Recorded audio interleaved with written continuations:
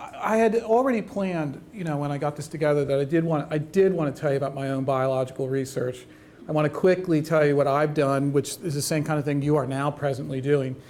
And when I got to dinner last night, Nate, with about a handful of you, our conversations really quickly turned to our research interests. So I know that to put to really get to understand somebody, I guess when it's a scientist, you got to know what their research interest is. So I'll tell you a little bit about mine. But in the long run, I want to talk to you, and you've heard some of this because I'll try to not repeat what I said in the PowerPoint I gave you. But I just feel like I'm a little bit ahead of you in some spots, and I'm behind most of you in other spots. But I've spent a lot of time attempting to acquire these next generation sequencing skills, and then maintain them, not lose them. So I'll tell you a little bit about me as a case study. And one of the things a backdrop to what I do is I have not done what you might call a canned laboratory experiment, where it's done the same way every semester over and over and over again. I haven't done one since, for about 22 years.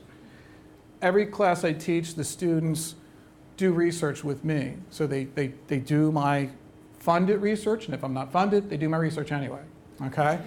So is this the laser part? Where's the laser part? What do you push for the laser? There.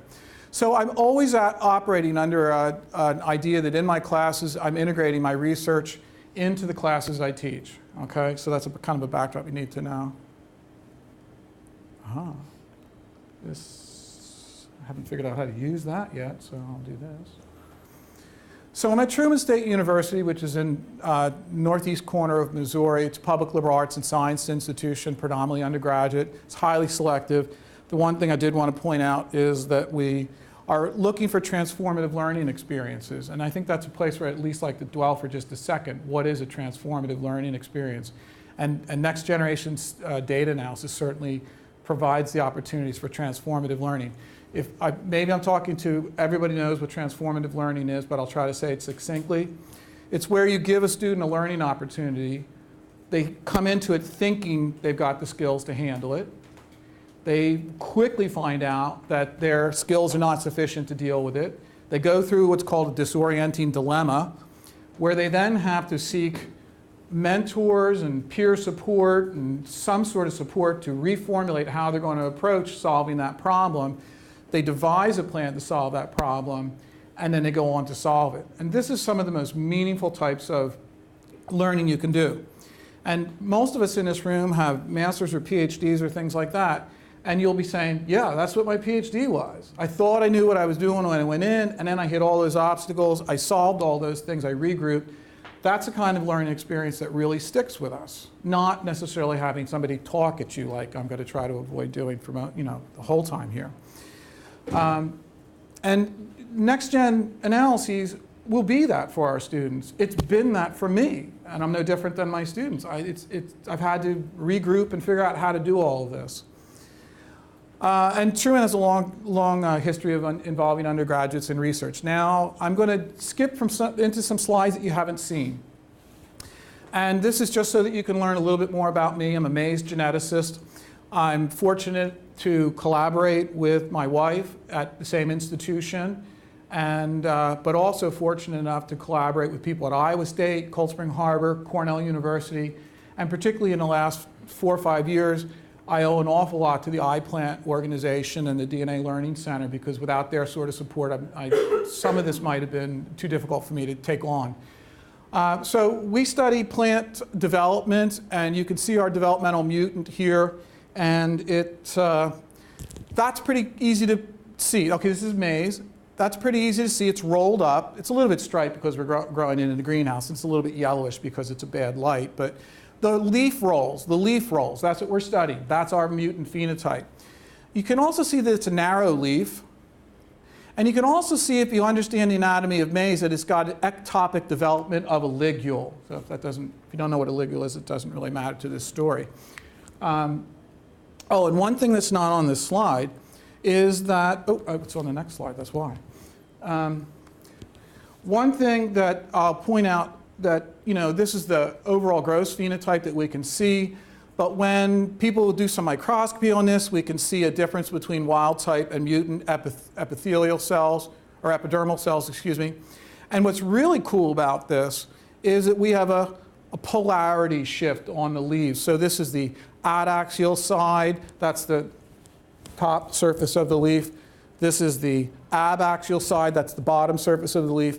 And we have a polarity switch in this mutant. It's not a uniform switch, but we have patches of switching of polarity. And this is the sort of thing, polarity switches is the kinds of things that developmental geneticists just get all really, really revved up about. And that's why this mutant is really pretty cool. Okay, so that's the, sure. Can I interrupt you? So is polarity in plants and the way it's established developmentally, is it similar in any ways to what's known about polarity development in like Drosophila or something? There are certainly some fundamental similarities, homeotic genes and different things like that. But the leaf polarity is the place we talk most about recently because it's the really sexy hot stuff. It's all TASI-RNA pathway and all this sort of microRNAs and regulation of microRNAs. So it does differ a little bit fundamentally, but when we understand animal development and plant development fully, I suspect they're going to be very similar. Come back together in ways we don't yeah. know, sure. So what did we do that is not next-gen sequence analysis? Well, actually, it does. We did some bulk segregate analysis mapping, which does include a lot of high throughput type of genotyping. We did, yes? Is it dominant or recessive? It's recessive, yeah, good question. So we did bulk segregate analysis and mapped it down to a colossally big region, okay? We did simple sequence repeats and got it down to a smaller region. And then we did two types of next-gen analyses. The one like what you guys are doing here, RNA-seq. But before we did that, we did something that I'm not going to describe to you, but it's called mu-seq walking. And it's something you can do when you're working with something like maize and you've got transposable elements that are tagging your genes. This particular mutation is caused by a transposable element. At least we believed it to be as we went into the analysis. So what's really cool, and the message that is important, you don't have to know what this is or how it was done. It's not the Tuxedo Protocol. It is not the Tuxedo Protocol. That's what's important, because by doing the iPlant tutorials and a lot of other things, I had support in doing the RNA-seq Tuxedo Protocol. So I ought to be able to understand how to do that, right? But it's like, can I apply this to anything else? Can I go do a new pipeline? And in fact, I was able to go over, read the literature, and do a different pipeline that was a little bit self-made, okay? There wasn't anything out there to plug into. And that's my proudest moment, that what I learned over here could be transposed over here, and I could do an entirely different alignment. It's not even a RNA-seq analysis. It's a genomic sequencing type thing. So we got it down, we got this mapping interval down, we got it down to 5 or 6 candidate genes. So you map it to a region, and then you go in and find out how many genes in this region in the mutant have a transposable element in it. We got it down to 5 or 6, and then we did the RNA-seq, we got it down to 1. All right, that's our best candidate gene, and then you start to do biology again. Well, not that RNA-seq isn't biology, but you get to do some wet lab biology again. So what we did to do the RNA-seq, it's the same pipeline that you guys are used to, but we started out, we studied the shoot apical meristem, and we studied really early leaf development, because those leaves I showed you there were well developed, but they set down their program of development way back when they're sitting next to the meristem. So here's the meristem, that's the top of the plant. It's going to give rise to all above ground parts. It's about the size of a sugar grain, okay? And these are the leaf primordia. So what we did over at Maya Timmerman's lab here on Cold Spring Harbor, we came in and used our laser capture microscopy, and we excised those regions and compared those little leaf primordia in the mutant and the wild type, okay, with biological replica and technical replica and all the good stuff that makes it statistically valid, okay? And this, since we were down in such a tiny, tiny little developmental window, it followed that there was a good chance we were going to get very few genes that were differentially regulated. And when I talk to my undergraduate students about this, I always tell them, like, look, if we take a mouse and we drop it into liquid nitrogen and grind it up, it's a really complex tissue, right, to do RNA-seq from. But we're going down to a very, very small window of development, so we're not likely to find lots of differentially regulated genes. That's okay, because we want to find the one that's most likely causing this mutation. Can I ask a practical question? Yeah. So is the blue area that which you're extracting? No, the green, see, they disappeared here. There's, I believe, Primordium 1 and Primordium 2 are gone here. They're literally blown off the, okay, let me tell you how this is done. This is so cool, it's fun to share. Okay, so you do paraffin, you've been doing paraffin embedding of your tissue, right? So we dissect them. This is great stuff with undergraduates too. Dissect down to apices, embed them in paraffin, thin section them, put them under the microscope. Then you look at what you want to excise, and we want these 2-leaf primordia. You go in with a laser beam, and you use the mouse, and you outline what you want, and then you hit the button, and a laser beam shines on that and burns it right out of the wax for you, like around it.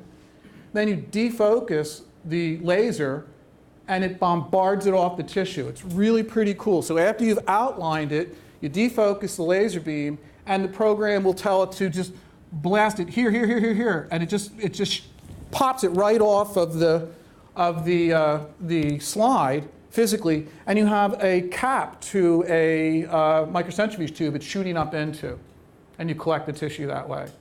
And you can watch it on the microscope, and it looks a little bit like CNN's aerial views of somebody bombing something. It really, I know it's not a pleasant thought, but it really looks like that. It's like, it's like blows it off and onto the cap. Yeah. One more technical detail leading into the RNA-seq. What happens to the RNA levels? How do you fix those at the moment? How do you keep them, the levels stable through those is the fixation sufficient? Yeah. And luckily others in our group, actually, not in my undergraduate team, but others at Iowa State had all figured out all the technical details. Yeah. So we had this very small window. Now, this is your volcano plot. We were just looking at one earlier, right? And even though I knew how this experiment was going to go, my heart sunk when I saw this, right? Because blue is good, right? Like where are all the blue dots? Did I totally fail at this? You know, I mean, it was really, even though I kind of knew what was going on, right? But remember, it's a very small developmental window of time, and in fact, I should be happy there's very few, because I want to find the one gene that caused my mutation. So after that millisecond punch in the stomach kind of feeling, I was like, wait a minute, this might be still good. And there were three.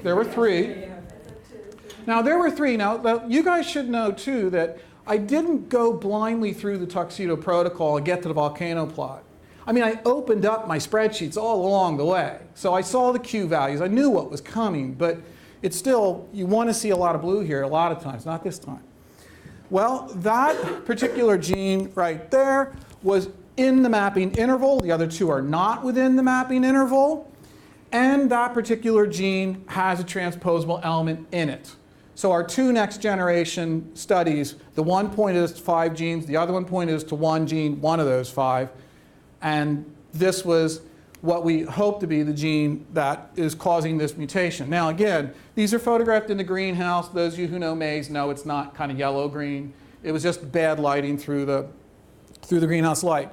But what we did was we went to our database, the maize GDB, and we have a resource. We have a reverse genetic mutation resource. Like many model organisms, we have a collection of transposable element-induced mutations, and you can sort of, well, we used to say clone by phone. You know, you call up and say, I basically got on the maize GDB. I looked at that gene from the previous slide to find out if there were any stocks that had a transposable element in that. Now, as I always try to tell my students, no one's ever analyzed that stock. No one's ever had a reason to analyze that stock. There's tens of thousands of stocks, and nobody's going to systematically go through them. I have to have a reason. I asked for it. I got it, right? And we put it into the winter nursery. Someone was joking about going to Hawaii in the winter. That's where maize geneticists get an opportunity to go to. We crossed it this past winter to this reverse genetic mutation to this gene. We crossed that to our mutant. Then you get them back, right? You make those crosses in January, and you get the kernels back like sort of March-ish, right? And it's an allele test now. We're crossing together our mutant with this reverse genetic mutant, and what you want, if it's a simple Mendelian, you're expecting a 3-to-1 ratio of your mutant now. You've uncovered it, right? Well, we've got the narrow phenotype, we've got the rolled leaf. This is the allele test. This is where you pop the bottle of champagne, okay?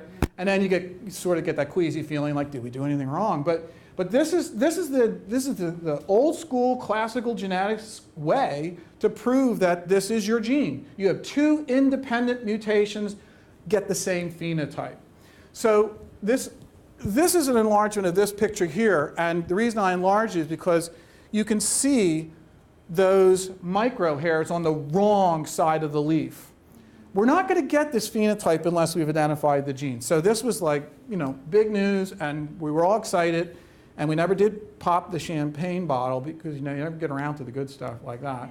And we, an hour after seeing this, we were just designing more experiments. And that's probably the thing that, I like best about the RNA-seq studies that we've done and this whole next generation sequence analysis is that we've gotten a chance to do more informed biology, and that's what this is all about. Learn what you want to do next. So like I say, we did the allele test. We're studying several different mutator-induced mutations of this gene. For the first time in 20-some years, well, actually the first time ever, I've really gotten serious about Arabidopsis. And I have a student looking at the orthologous mutant. Now, monocots and dicots are pretty fundamentally different at leaf development. But you can see that one of my students is watching these things grow, and that's asymmetric cotyledons. That's 3 cotyledons. That's not normal. And these are all coming out of the reverse genetic stocks that we've gotten from the Arabidopsis group. And lastly, and most importantly, I didn't put a little thing here, but we've started to do the kinds of network analyses that informs our next biological experiments. So I should go back a slide or two, and I'm in an awkward situation here. I was raised during the worldview where you shared your data openly. So all of you said, "What the heck is that gene?" And I never told you. I still didn't tell you. And sadly, I can't tell you because it's not published yet. And my collaborators have told me to agree that you don't just go tell everybody what this gene is. And I feel really bad about that. That doesn't sit well with me. It's not the way I was raised. Just tell me. I'll do it. So the point is that what I can tell you is the network biology that's involved certainly has some things that are involved with stress. It's informed, so I can tell you much, it has some sort of a stress relationship. And that's informed our studies and allowed us to go on to propose some what I hope to be interesting studies about this. So that's my background, a maize geneticist, and I, like you, just was able to generate an RNA-seq analyses and have been exploiting it now for several months. And I just wanted you to know what kind of research I do, and then I'm here to talk more about getting this thing into your curriculum. Did you have a question? Yes, I do have a question. Would you mind going back to the Volcano blood. Right. So if I understood correctly what we discussed this morning, the very top one is the one that shows the highest difference. Differential regulation, yeah. Regulation. Mm-hmm. And it's upregulated? Is that right? I'm not sure which way The fold change is positive, so. But it's mutant versus wild wild Okay, type. so it's downregulated in a mutant. Is that right? Well, Okay, I better get that. the top one, Yeah. that one would be upregulated. This is upregulated, Upregulated in a mutant. up, That's what, down. okay, that's what I thought. This is down-regulated. It has an insertion in it, yes. This is our gene, down-regulated. Yeah. That's up-regulated. Now, have you looked at that one? Yes. Okay, you know now to tell? Okay, that's okay. I can't tell. That's involved in stress. Okay, That- so you have something that's logical in terms of pathway. Absolutely. Yeah. That's what I want to know. Yeah. Really. Paper in 6 months? Well, this is the thing. If it was up to my wife and I, we're at a small school and we know we can't take on, those of you who are at small schools know how hard it is to get work to go. And you'd rather say, this is a cool story and it actually is a cool gene. Let's just say phenotype, gene, we don't understand the biological mechanism. But the bigger groups that we collaborate with, and understandably, they say, oh no, you've got to understand the mechanism, and then we're publishing in Science or Nature. So that's up for debate right now, and it's going to depend on what people can, how we all decide. So I'm not talking about stuff I did 2 years ago. I'm talking about stuff that happened a couple weeks ago. No. The allelism test that you see here, my wife and I just screened those a month ago. And we've been working actively with our lab group this summer. We've got 5 students working quite a few hours every week. So that's just 5 weeks old or 4 weeks old. And our collaborators are only sort of letting it settle in at this point, what we've got. And we're trying to figure out, do we go for the biological mechanism? Or do we go for, this is a cool gene, and this is the first time in plants it's been correlated with blank, so. But, yeah, Irana. Do you do it primarily with research students during summer or the students in your classroom? All the wonderful things I just showed you here were done with students in the summer or during the academic year, but this is not class generated. So I don't think anything I showed you here was generated by any class members. No. Yeah, you're absolutely right. And as I mentioned, we do research in the lab, in our teaching labs, and I guess that's a good question to start our conversations, but we'll certainly, hopefully, we can sit down and we can talk about this and come back to this. But if anybody's interested in doing investigative labs with their students where you're doing cutting-edge research, the key is picking a really good project. And if I could offer the group some words of wisdom and maybe sort of give you the punchline before we've even had a chance to discuss that, our solution, and it would not necessarily be your solution. I'm a firm believer that what works for me won't necessarily work for you, and what works for you wouldn't necessarily work for me. But what has worked for us in picking investigative projects for the class, I have a criteria. I choose something that the maize genetics community wants to know the answer to. And I want an old timer to come up to my poster and I want them to say, damn, Brent, I've always wondered what the answer to that was, but I could never put a master's or a PhD student on that. It's not sexy enough. Right. But my class answers those questions every semester. And we go to the maize meetings and our students stand in front of the posters and people always say, they know we didn't just upset, we didn't do anything really crazy big, but they always come by and say, wow, that's cool. I'm glad somebody finally answered that question. So that's yeah. I talked to some of the students, they're actually good students. Yeah, they are. Yeah. I'm very fortunate to have a lot of really good, motivated students. So the rest of the slides I have are pretty much, I tried to give you a PowerPoint description of those, and I was just sort of giving you the highlights. I mean, I thought every one of the slides I gave to you had a purpose and was a good thing worth talking about, but I wanted to know what you guys wanted to follow up on and talk about. And I can go on making a presentation. And I guess this is something that I've said to several of you. When you're an instructor, it's always easier to just lecture. As soon as you say, okay, let's discuss it, you relinquish control. And none of us like to relinquish control. And I could talk to you for another hour or 2 hours, just turn the knob and I'll do it. That's my job. The happiest moments of my working day is when I'm lecturing to students. But I think that what I'd like to do is talk about the things that I've done, talk about the things you'd like to do, talk about the things you've done, and we can maybe solve some problems about how you're going to integrate next generation sequence analysis into your undergraduate classrooms. So do you want me to rifle through the slides and you want to stop me on the ones you want to talk about? I'd like to hear you talk more specifically about different classes and, just sort of logistically walk through how some of this class is done. And piggyback on what you just said, how deeply you introduce NGS to your classroom? So if it's like introductory class, do you really talk to them about the mechanism of sequencing? Like, how much students need to know to be able to do something? Right. Yeah. Keep asking. So one of the things that some of us have talked about, there's several of us that teach developmental biology.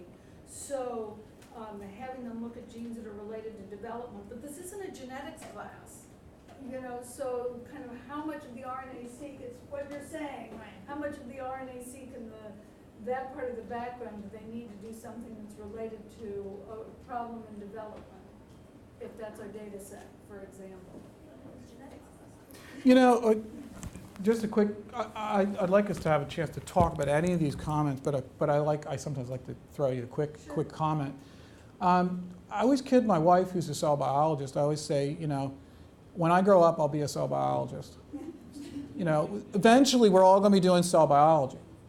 But I'm a cell or biologist. development. I feel like now that I'm growing up, I have to become a molecular biologist. So Well, but like right now, we've got anthropologists doing genetics, we've got ecologists doing genetics, we've got all kinds of people across the board doing next generation sequence analysis.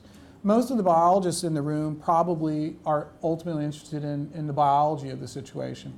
To answer your question about what do we do in a developmental biology course, I don't make too many apologies at this point in time that the world is a very genetic world, and that if you spend your time only in a developmental class only doing genetic things, you're well equipping your students to go to graduate school. George, did you have a comment? Yeah, I was talking with my roommates yesterday, and we were looking at she was talking about the depth of information that you're doing, and we were looking at how to distinguish between content for undergrads, master's degree students, and even PhD. On executing projects like this, because I found out personally through the DNA barcoding that sometimes the students get very, very interested and engrossed, and all they want to think about through this semester is DNA barcoding and understand it, and then the entire content for the semester suffers because they just go through the lab and get So then the question is like depth and then depth and breadth of coverage in a way. I was describing this to somebody earlier today. One of the things that I've had to keep in mind in doing and being an educator over the last couple of decades is that you can't have So you can't have all things. Your lab can't do all things. So as an example, I always approach my classes from the introductory non-major to my advanced students. I always say this lab experience, and we're specifically talking about the 3-hour lab, this lab experience could have one of 3 emphasis, but probably not more than one of 3. I always say there's the literature review and the experimental design. Then there's the carrying out the experiments and collecting the data. That's the wet lab sort of a thing. And then there's the analysis and interpretation. And in my classes, I only choose one of those 3 things to be what I emphasize. And pretty much in most of the classes I teach, I'm at the analysis and interpretation. I'm fortunate enough to have a lot of really, really bright students in my institution, and while many have gone off to be very good career technicians, most of them are targeting professional schools and graduate school. So I don't think I'm training the next generation of pipetters and gel runners, and they're very good and important people. I'm not knocking that. But I'm trying to teach my students how to do data analysis and data interpretation with regard to what they know of the literature. So that's what I emphasize. The way I can pull off some of what I do is that I act as the super tech for the class. So I found early on, 20 years ago, that if I had the expectation that they were going to learn how to pour a gel, load the gel, stain the gel, or if it was already stained, and photograph the gel, I wasn't going to get to data analysis and interpretation. I was going to teach them how to make solutions. There's nothing wrong with that. That's a valuable skill. If they learn how to photograph gels, that's a valuable skill. But I just personally find it much more rewarding to be at the level of data analysis and interpretation. And I think it's extremely consistent with this latest movements in education where we're getting big data into people's hands. We don't have to generate more data. There's plenty of data out there for undergraduate students to work with. It's not about gels and pipetting, and those things are wonderful. We all love wet lab. I still get a kick out of wet lab.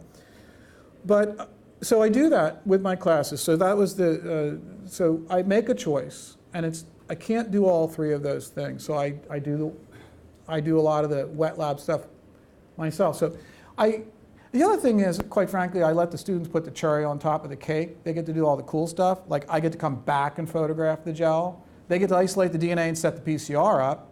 I pull it off the thermal cycler and load the gel. They don't have to come back for that. Now, it's not that big of a deal if you wanted to come back for that. But so let's see. And then, well, let's see what kind of comments we have before I drone on. What do we have?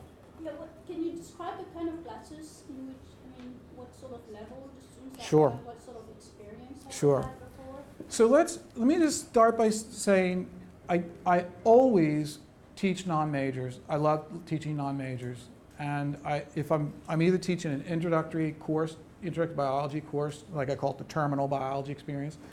It is. They never want to be biologists ever again? Oh, they usually like the class, but it's their last shot. And that's what I tell them. Everything I do, I just go, come on, it's your last shot to work with a microscope like that. Just do it. Have fun. But I teach that always, and I teach an interdisciplinary course where it's about the way the concept of the gene is developed and how it's influenced societal decision-making and things. But leaving those two classes aside, let's talk about the majors. And I teach sophomore level genetics. So these people are coming in with 2 semesters of introductory biology and then cell biology before they hit me. I teach them this is a genetics class for sophomores. Now, the class itself is organized.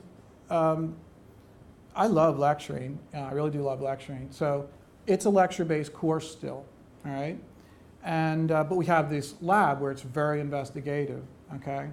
But the class itself is structured with 2 or 3 fundamental questions, and it's what the whole class revolves around. So we start the class by saying, what is the gene? And that's what we are wrapping our heads around for at least the first unit. What is the gene? But we actually do that for the entire semester because like the first exam that they take, they have an essay. This is 40 students, by the way. I have 40 students in my class. 2 labs. And the first exam, they have a question, what is the gene? Very open-ended. And they have to integrate all the content that I give them into answering that question, philosophically, et cetera, structurally, historically. And then we continue on those lines, and on the second exam, they have an essay question called, what is the gene? But it went from 25 points to 35 points. And as we go through the semester, it's on every test, and it gets longer and longer until it's the final. But by the time it's the final, it's morphed into what is the gene, what is the genome, and what is the function of RNAs. And so that gives me an opportunity in lab to talk about gene structure and genomes. And that's when I pick my investigative questions such that they're going to allow us to wrap our heads around gene structure, and then in the beginning parts of the course, and ultimately genomes by the end of the course. So we're working, in my sophomore level class, we come in And you guys are familiar with the DNA subway. So the first week, first day, we do the blue line. I bring in plants from my greenhouse, and everybody isolates DNA, we send it off, we get the sequence back, we make the trees. That's just that's what I call a canned lab, but it's just to learn pipetting techniques. And then the rest of the semester, we're working with some kind of a experiment. But it usually, in the sophomore level, it starts at the gene, because I don't think my students are ready to wrap their head around what a genome is. It's hard to wrap your head around what a gene is. And that's what the beauty of this course is. It keeps evolving, and by the end of the course, they realize there's no real definition to the gene. And by the end of the course, in the lab, we've gone from wet lab to working with the red line, the DNA subway red line, and beyond the red line. And that's where the students, if you do the red line and you do that correctly, if you do it correctly, that's really arrogant. If you do the red line, I think you will have your students ending up looking at that and saying, there's 3 gene models here. They're not all the same. I don't know if anyone uses the red line in experience. This is the greatest moment of the semester, when the students realize there's 3 models and they're not all the same. And then I give them RNA-seq BAM files, and they load it up under their red line view, or we use IGV to do this. And then I say, which of those models is best? And they go searching for the one of the 3 that's the best. They think one will be right and the other 2 will be wrong somehow. None of them are exactly right, and they get to go into Apollo and modify the gene model and make their own gene model, and they start to realize the definition of the gene is evolving and changing, and it'll be different next year maybe. But did I answer any questions that you addressed there? Yeah. Do you think you can do any of that without an actual lab, just in a lecture setting?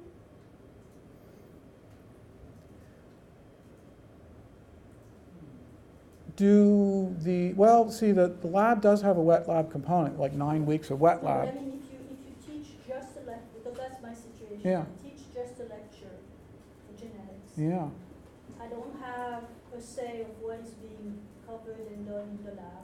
Yeah, I think you can do that now, So- but I'd like to hear what everybody else has to say. But the first thing that comes to my mind is you flip the classroom a little bit, and you have them listen to some prepared, PowerPoints, so that when you come in, you can do some work with the. Do you have a computer lab, Agnes? Yes, we do.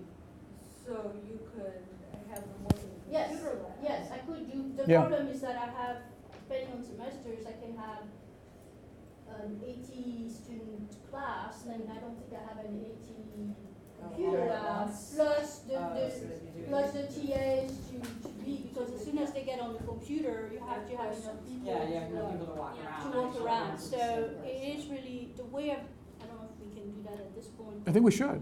Talk But about it. I'm showing you, this is one of my lectures. What is a gene? I'm totally in sync with you. The way I've done it, and not using the red line because I wasn't aware of that thing existed, but doing sort of similar thing, figuring out gene structure and that sort of thing, is that by providing them a sort of step-by-step demo that they can look at, that they have access to, and then giving them project during class time, and then just doing slowly. But obviously, it's a much more, because the class lecture time is shorter than what you would have at Yeah, lab time. yeah, it's tough. I'm working through this, so, creating, giving them some data. I work with insect genomes. Yeah. So How many times a week do you meet with them? 3? 3 times for 50 minutes? 3 times 50 minutes, or 2 times a minute, hour and 15 minutes. What do you guys think? So it's just a little bit below 3 hours per week. I guess I'm just curious, how do you spread it out such that you can't be so narrowly focused on whatever information you're talking about. You have to fill a semester at the same time, that you have to give them some breadth of information at the same time. You can really pigeonhole yourself. So that's what I'm kind of curious, how do you? But you see, for example, the allelism test, okay, just a standard complementation test, okay, that they always have trouble understanding, at least in my mind. You can do it through this by showing them a SNP, for example. So you take them, you get them to align sequences, discover what a SNP really is, and then you can expand that to the notion of allelism, and added using tests. So you can introduce those very, very basic important concept of genetics through experiential But do you discovery. have to give some supporting lectures in order to? No, get they that? have it online, they read, they know how to read, that's my premise. They know how to read. Oh, I agree, but I guess I'm just They curious. know how to read, but they don't always. But if they don't read, then they fail the class. So my question is, well, first off, I'm saying that, They learn very quickly. so what, They have- give me some examples of things you think might be accidentally left out of a class because of, if you took an approach like saying there was like what I do, which I'm not advocating necessarily, but this unifying thing we keep on talking about, what things, what are some suggestions of some things that are going to be accidentally left out into that I format? mean, I couldn't say in your case, but in my case, if I, because what I do in my lab, a lot of it is, I focus on both the animal model and maybe reproductive technology, embryo transfer, whatever. But then my personal research is actually geared towards developing molecular marker assisted selection.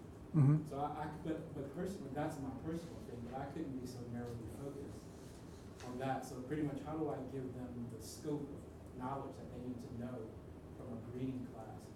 Because marker assisted selection is only a fraction of that, actually. So like, it's like I need to be able to incorporate multiple things, but that kind of, whatever that syllabus that I wrote, it includes a lot of different stuff.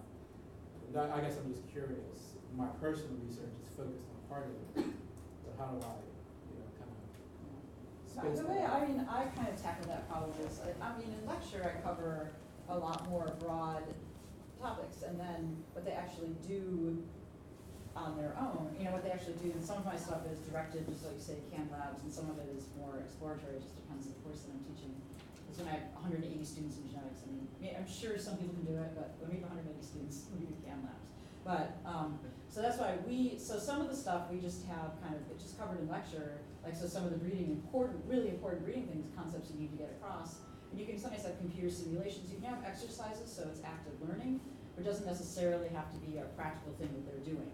And then you pick a couple of topics that you really want them to explore, and you really do it in lab, and you have like labs that go for like 3 or 4 weeks that, where they really get the ideas. Because again, if they just do one lab for 3 hours, the bulk of the students aren't gonna retain it. That's what I was trying to say. How do I, essentially make a project, essentially like a linear. So the whole project. idea is to think of like this, like what I do with what I've done numerous times in teaching is I've taken like a part of my research that I think will be amenable into a lab, and then I convert it into a 2 or 3 week lab. And I try to add a little bit of inquiry into it. Sometimes it's hard, but even if it's a multiple week lab that, even though each year it's the same answer, but they go through the whole puzzle themselves, they don't know that it's located on chromosome 2. But, so they still, for them, it's like inquiry, but it's a little easier to set up when you've got a lot of lab sections. And those are actually, because we do a mapping with molecular markers, and it's really, every year they really, really enjoy it and find out, do these PCR reactions, and then you find the location of the gene, it's really cool. But it does take a number of weeks.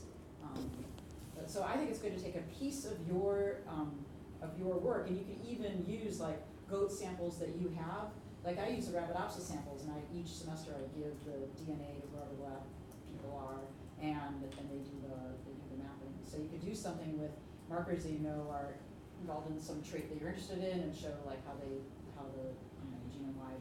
And you got to keep it in a simple scale. You're not going to do 100 markers. You're just going to do 10 markers or something like that. And some of them are linked, and some of them aren't, and they come from different directions. And it's been really successful in my hands. Something like that. To the Irana I and think you the also George. need to sell it to students in such a way that labs, at least that worked for me, that labs are primarily for skill development. So it's not really that important that they know this piece of information or that piece of information. To me, it's more important that they can find any information that they need to find later or something. And so I tell students that that's the skills, and I have like on their whatever outcomes from the lab. These are certain skills that you will get, and they don't necessarily improve on whatever. They don't necessarily have to be specific to the content. And I think students actually get, like, they buy into this, and it doesn't matter what specifically they work on. It's skill development.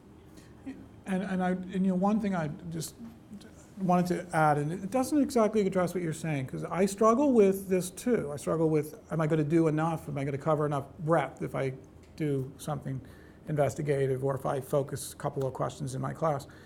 But this does not exactly answer this issue, but I want to point out that years ago, early on when I started doing this sort of thing, I had an overly ambitious, two different overly ambitious, I did this twice actually, so it wasn't a bad experience. So the first time it was early days of PCR. Anyone remember when they were trying to do long PCR, like get things like 10 kb? I don't know if they can do that very well yet. So I had my class on this trying to do long PCR. And it was an abject failure. They could never get it to work. I could, and they couldn't, which should have been demoralizing. I thought my reviews were going to really, really torch me. They loved the class. They thought it was great. They did not mind spending 14 weeks trying to get that to work. I couldn't understand that, but they loved it. They loved it. And then another time, like as if I didn't learn my lesson that time, a couple of years later I did bubble PCR. Oh, gosh. Yeah, right. If you've ever seen the technique, you'll know. And it's just another one of those exotic PCRs that only works for people supreme or something. And I did it with this class, and again, it was an abject failure. We got all sorts of weird sequences and stuff. We did get all the way to the sequencing level. And then one of my students went away as a graduate student, needed that technique, and it came up, and he said, well, I could use bubble PCR, and his boss went like, what? And he did it, and he got it to work, and he got his thesis done. You don't even, so it's they don't care if it works. They really want to do something. So my experience tells me that students want to do science, as opposed that students want me to stick to my syllabus or stick to, you will get a few students who will say, we didn't learn enough in here. Well, but then you guys know about student reviews. You know that you can't take, you got 10% of them, you got to just, isn't that the hard part, right? I was told, throw away the three best and throw away the three worst. No, I'm gonna keep the three best. Well, that's the whole thing. So, anyway, George, you had a comment. Yes, something we did in the past semester was what we call the open lab system. The open lab, I think we may have had experience where we have a technician and the lab is left open for 8 hours during the day for 2 days in a week kind of thing. And students are free to come in whenever they want to. We made it very flexible. That way we continued with ours. I continued my syllabus, teaching, doing my lectures, but the projects were running. And then we gave a range of projects for students to pick on and do. So that kind of freed them, and the lectures was going on teaching giving them basic information.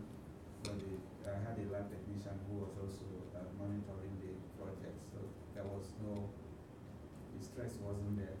And it's also a great recruitment for if you are at an undergraduate institution and you want a good way to get students working in your lab, it starts in my class. And just like what George is saying, it always overflows into my class. So if they can't get something to work, or if it didn't work for them, they just say, can I come back? And I go, yeah, come to my lab. It's oftentimes they come back extra hours working in my lab, and that's how they end up, several of them have ended up working for me because they've finished up work from class. So I like the concept of the open lab. When we redesigned our building, all of our teaching labs have a small space that you go through a door into that, and then that door leads out into the hallway. And that then, they can start a gel, put it over there, they can come back 2 hours later and get it. So I think that setting up little stations where they can come back is a good way. This is a good conversation, but I don't know that we addressed how do you do this if you don't have a lab? That was what your question was. But do you have other questions? No, I don't want to direct the conversation in any particular way, but I don't want people to feel they didn't get their issue. There might be no good answer, I don't know. So actually, I have a lab, but it's not that kind of lab. It's a lab for my research period. It's not. No, I meant lab attached to the lecture that you are also teaching. But I'm kind of curious about that too, because that's actually the same situation where it's just lecture. Just lecture. But I want to do some of this stuff, but I don't have a teaching lab do it in. I have a little space in the lab to be able to So one- accommodate 20 students. And how do you even introduce it if it's not even? Here's what I would do if I were in your position. I really like video screen capture, okay? So remember we were all little kids and we watched cartoons and a little bouncing thing would go around, you know, and you'd sing the song? That's what it is, right? I get screen captures on my computer. So I go to the blue line and I walk them through the blue line. And it's a video in the end. And they're listening to me talk, they're watching my mouse, they're seeing me say, now click on this does this, click on this does that. And you don't have to give up your lecture time for that, right? So if you ask them to view a screen capture like that prior to coming, and you do use something like, say like the red line, because I think the red line is a very good place to talk about gene structure and genome structure. And you can walk them through that with a screen capture, and then you ask them to do that. And this is not, everybody knows this is called flipping the classroom, right? Yeah. So you let them watch that, you give them 3 20-minute screen captures, and then you give them one of the periods off. They don't come one of your 3 classes, then you come. Now, I don't like that last bit that I just tagged on the end. My colleagues are all saying, if you're gonna make them watch videos prior to coming to class, you should give them some time out of class off. And I go, no, are you kidding? You were supposed We don't do that. you were supposed to come to class and then go home and do 3 hours of work. That's part of their. No, we don't. But the idea is it's a flipped class where instead you used to say, I'll lecture, you go deal with it for 3 hours. Now it's you watch my screen capture videos and my audio PowerPoints like what I gave to you guys, and then when you come to class, you've got time to do the other things like. Which is exactly how I've been doing it. Yeah. And you know, let me ask a question, because my colleagues and I disagree on this one. How many of you, do your students at your institution, do most of them have laptops? Yes. Most, but not all. Most, but not all, yeah. So in my last class, I had 40 students and only 2 weren't bringing their computer to class. And I think they probably didn't have one. They had a desktop at home or something. But if most of your kids have computers anyway, or then you only need half of them to have it, because you can sit down together in small groups. Do it in pairs. We have a situation where either person in the pair doesn't have a laptop. Yeah. And we have like a laptop cart that's available in our department if someone doesn't have a And laptop. that's one of the first things I said. Look, you're welcome to bring your laptop. They look at me with big eyes, because most other instructors actually say you're not supposed to, or you cannot put them on. And I said, and we're going to use them in class almost continuously, almost every time. Yeah. And I keep them busy enough that they don't have time to check Facebook and their Yeah. email. But so one of the things, and David, you could chime in on this a little bit, because I don't know how many of you have worked with the red line, the DNA subway red line. No. Okay, this is a really neat place where you can bring in, say, 150,000 base pairs of some genomic sequence, and what you do is I've got a whole lecture on this, but I'm not going to lecture, right? So you bring in 150,000 base pairs. First, you block off everything that's transposable element by running against a repeat database.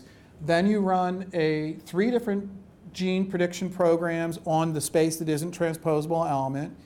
And then you do blast N and blast X on those to get any kind of data. So you basically are capable in the end of finding genes and annotating genes. And one of the ways that I get at the whole aspect of genomics is we got some Arabidopsis people in the room, right?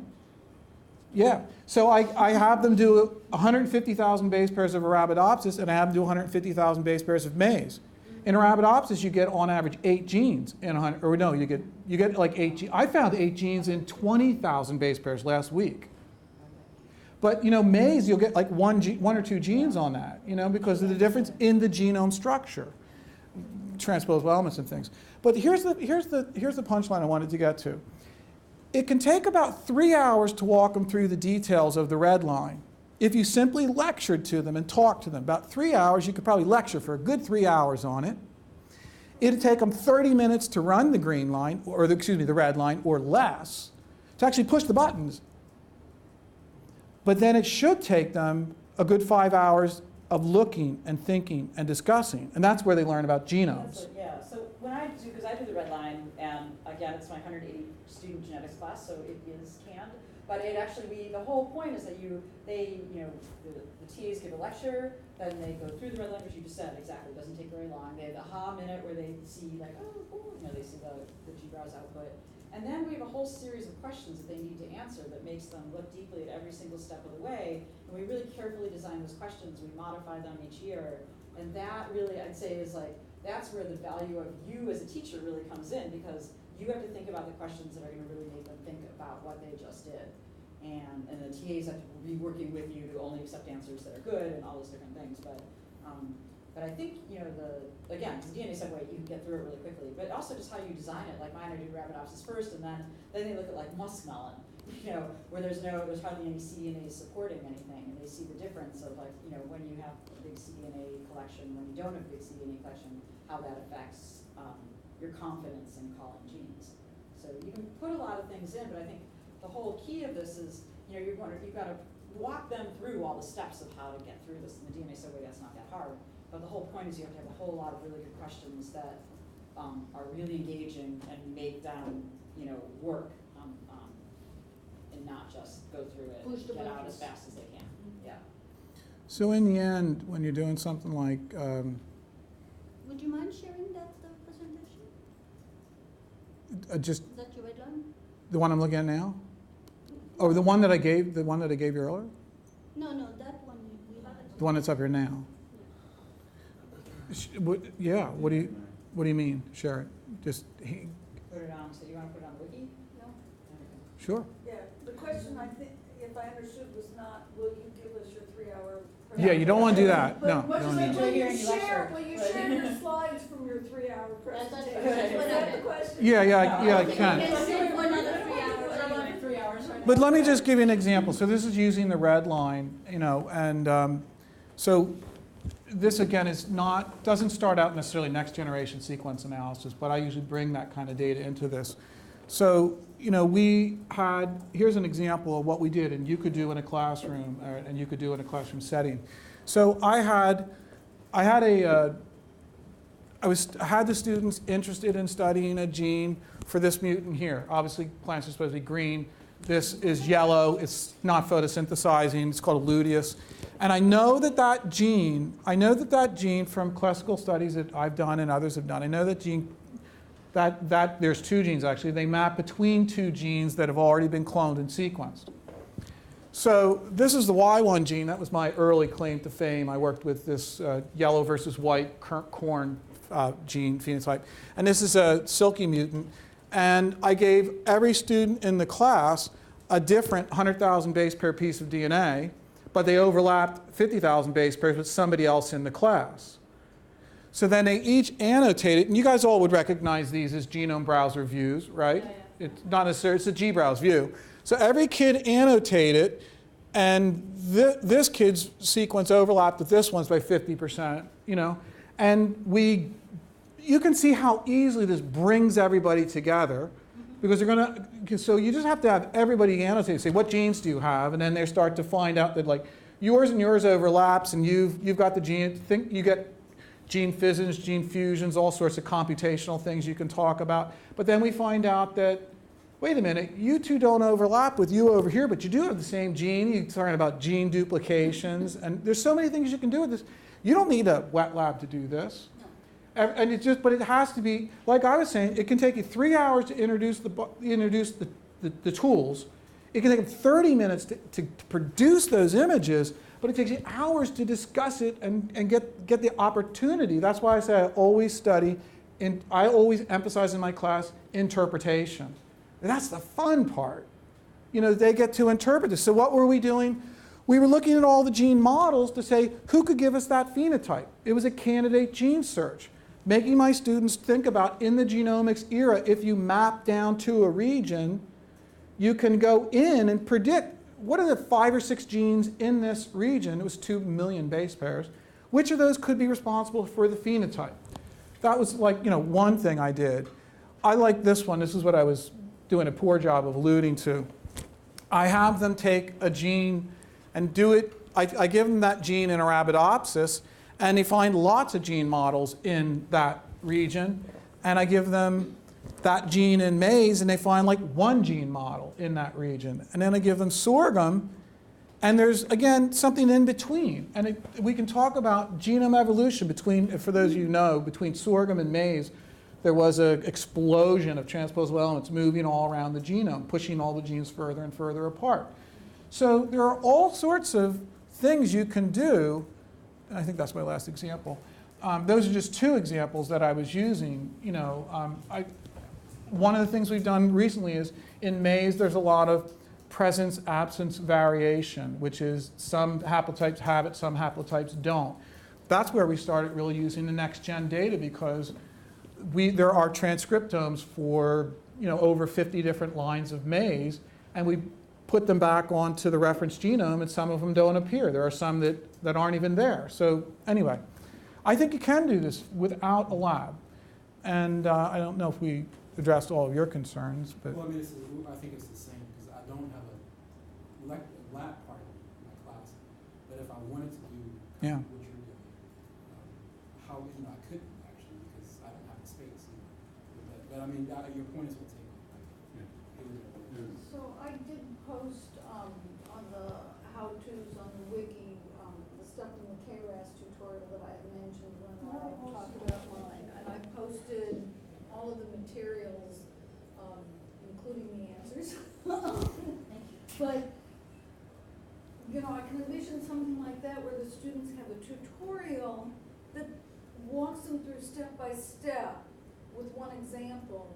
And the whole class does the same thing, but then each student or groups of students are assigned something else. Yeah, certainly with the red line, that's my approach. And when I've taught it, similarly to you, having students work on the same data as each other or overlapping data works really well. Yeah. They can learn from each other and compare their results. Find places where they're confused. And when I do it in my lab, and it's a little more structured to a lab than a lecture hall, I give overlapping pieces to everybody at the table, and then the next table overlaps with their table, so it gets the tables interacting with each other, and it's not as scattered as it might be like in a lecture room. But yeah, it really works well. And by the way, a little digression. What I've found with this concept of giving the students screen captures or giving them audio PowerPoints, the way I gave you guys some audio PowerPoints, the way that I've found to make that work is that I start the lab with a small quiz. And it's super fast. I mean, it's a super fast quiz. I hand it out individually, and by the time I get to the 20th person, I'm taking them back from the first person, because it's almost always the same question. And I don't care that they know what it is. So what would you put on? One question. Quiz to start the lab, just because you want to know whether they What do we study today? what is the lab about? What are we studying today? I go even one step further. I go, what was your favorite part of the video you were asked to look at? Because it's no stress, right? They just have to know, they have to listen to it. They can, if they don't want to listen to it, obviously, but, and actually, one of the labs I do is not one of the labs, but I always give them a set of secondary and primary articles to read about maize and why it's important. But I always have them go to the DNA Learning Center, and they go to Weed to Wonder, which is this really wonderful site that David was a part of building. And whenever I ask them to look at those and then the quiz comes back, it's like, what did you like the best? I like when that guy was hiking around out by the cave.